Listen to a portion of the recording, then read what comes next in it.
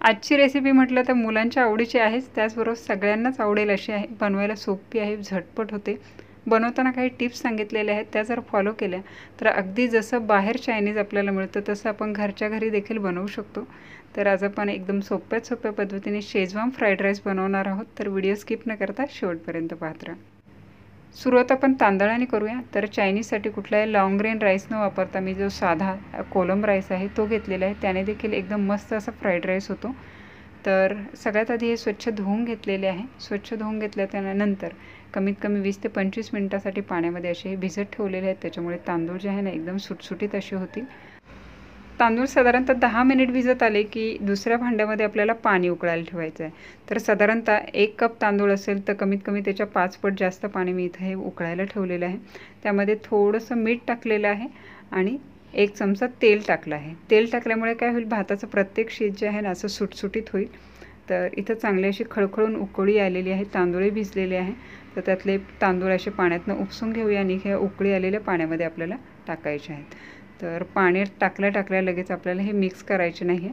थोडेसे इथे हे असे उकळी यायला लागली की अलगद असे हे मिक्स करून घ्यायचे आहे. त्यामुळे काय होतं, तांदूळ तुटणार देखील नाही आणि छान असा हा शिजला जातो. तर इथे पाहू शकता चांगली अशी तांदळाला खळखळ अशी उकळी आलेली आहे. तांदळाचा प्रत्येक शीत जो आहे ना इथे शिजताना एकदम सेपरेट झालेला आहे. म्हणजे पाण्याची क्वांटिटी परफेक्ट असणं इथं खूप गरजेचं आहे. पाणी जर कमी पडलं तर तांदळाचे हे शीत जे आहेत ते एकमेकाला चिकटतील आणि सुटसुटीत असा भात होणार नाही. एक 3 ते 4 मिनिटानंतर तांदूळ इथे चांगला असा शिजत आलेला आहे, ट्रान्सपरंट असा दिसायला लागलेला आहे आणि हाताने तुटत आहे, म्हणजे परफेक्ट असं शिजलेलं आहे. तर हे पाणी जे आहे आपल्याला गाळून घ्यायचं आहे. तर ह्या तांदळामधलं पाणी जे आहे ना पूर्ण गाळून काढलेलं आहे. त्याच्यानंतर एका मोठ्याशा पसरट प्लेटमध्ये हा तांदूळ जो आहे ना असा पसरवून ठेवायचा आहे. जर आपण चाळणीमध्ये तसाच ठेवला तर खालचा भात जो आहे ना वाफेमुळे जास्त शिजला जातो. तर तसं होऊ नये, सगळे भाताचे शीत जे आहे ना एकसारखे राहावेत म्हणून असा पसरवून ठेवायचा आहे. पूर्ण थंड झाल्याच्या नंतर भात एकदम सुटसुटीत असा होतो आणि त्याचा फ्राईड राईस देखील एकदम छान लागतो. त्याच्यामुळे शक्यतो भात पूर्णपणे आपल्याला थंड करायचा आहे आणि त्यानंतरच आपल्याला फ्राईड राईससाठी वापरायचं आहे.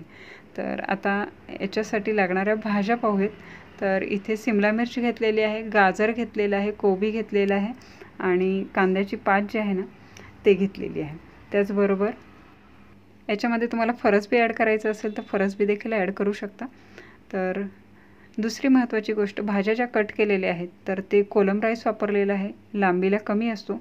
त्याच्यामुळे भाज्या कापताना देखील मी इथं भाज्यांची लांबी जी आहे ना कमी ठेवलेली आहे. जसं की गाजर आणि कोबी, सिमला मिरची एकदम बारीक असं कापून घेतलेलं आहे.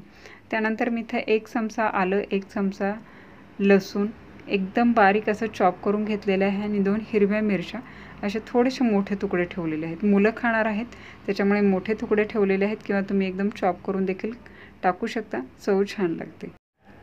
त्यानंतर कांद्याची जी पात आहे ना ती अशी स्वच्छ धुवून अशी सुकवून घेतलेली आहे आणि त्यानंतर कट करणार आहे.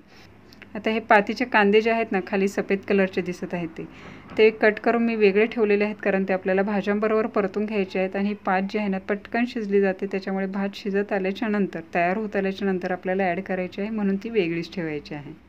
आता आणखी एक साहित्य ज्यामुळे आपल्याला फ्राईड राईस बनवणं एकदम सोपं आणि झटपट असं होईल.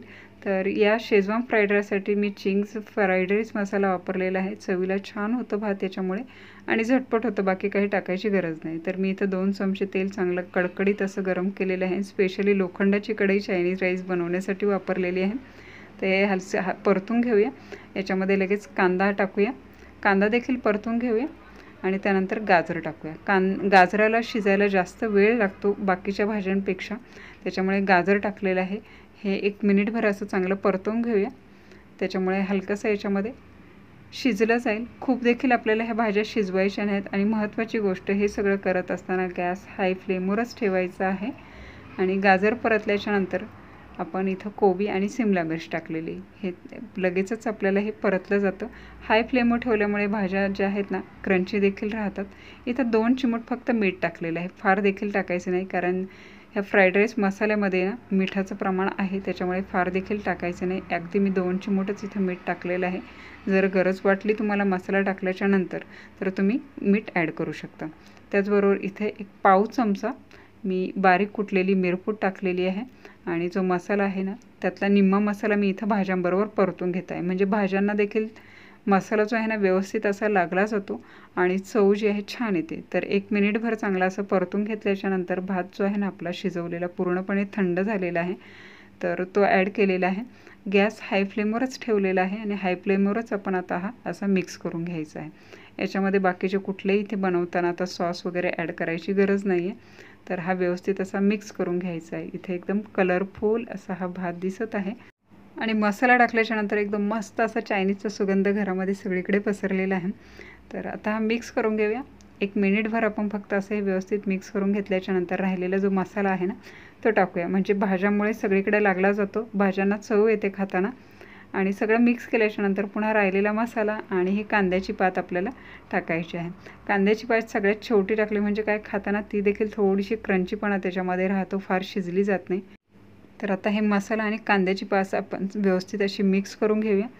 आणि लोखंडाच्या कढईमध्ये चायनीज केलं तर चव जी आहे ना ती छानच लागते. तर सगळं असं व्यवस्थित मिक्स झालेलं आहे, मस्त असं सुगंध सुटलेला आहे आणि पटापट आता खायची तयारी करूया. आता इथे टाकताना तरी मला काही बाकीचे काही सॉस वगैरे टाकायची गरज वाटत नाही. जर तिखट वगैरे एकदम परफेक्ट होतं. जर तुम्हाला वाटत असेल तर तुम्ही याच्यामध्ये भात ज्यावेळी खाल त्यावेळेस त्याच्यामध्ये एक्स्ट्रा सॉस जे आहेत ना ते ॲड करू शकता. तर एकदम झटपट असा आपला शेजवान फ्राईड राईस तयार झालेला आहे. आणि आणखी एक महत्त्वाची गोष्ट, जर रात्रीचा राहिलेला भात असेल तर त्याच्यापासून जर असा शेजवान फ्राईड राईस जर तुम्ही केला तर तो देखील खूप छान होतो, कारण तो एकदमच सुटसुटीत झालेला असतो, त्याच्यामुळे फ्राईड राईस देखील चवीला छान होतो. तर गरम गरम हा फ्राईड राईस आपला रेडी झालेला आहे. टेस्ट करून पाहिलेला आहे, एकदम मस्त असं झालेलं आहे. तर घरी करून पहा आणि रेसिपी आवडली असेल तर न विसरता रेसिपीला लाईक करा, कमेंट करा, शेअर करा. आणि अशाच नवनवीन सोप्या रेसिपी पाहण्यासाठी किटी किचन मराठी रेसिपीजला न विसरता सबस्क्राईब करा, बेल आयकॉनचं बटन प्रेस करा, जेणेकरून येणाऱ्या सगळ्या नवीन रेसिपीचं नोटिफिकेशन सगळ्यात आधी तुम्हाला मिळेल. पुन्हा भेटूया अशाच एका नवीन रेसिपीसह. तोपर्यंत टेक केअर, बाय बाय.